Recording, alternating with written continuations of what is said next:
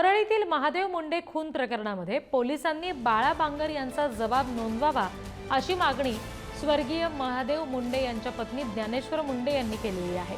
महादेव मुंडे खून प्रकरणामध्ये बाळा बांगर यांचा वाल्मिक कराडवर आरोप आहे। परळी येथील महादेव मुंडे खून प्रकरणाची माहिती बाळा बांगर यांच्याकडे आहे।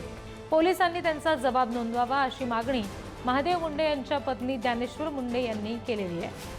वाल्मिक कराडचे जवळजवळ एकेकाळचे सहकारी असणारे बाळा बांगर यांनी पाटोदा इथे पत्रकार परिषद घेतली आणि खळबळजनक दावे केले होते।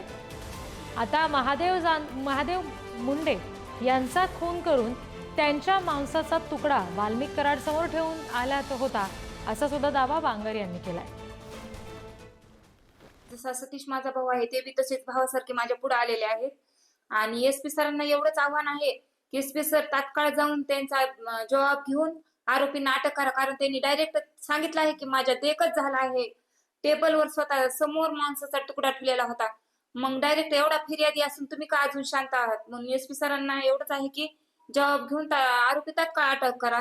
त्यांच्या रक्तातले आहेत म्हणजे कोणते आरोपी आहेत हे पण म्हणजे त्यांच्या जबाबाबत ते नाव सांगतीलच ना, तर मग आरोपीला अटक करावा।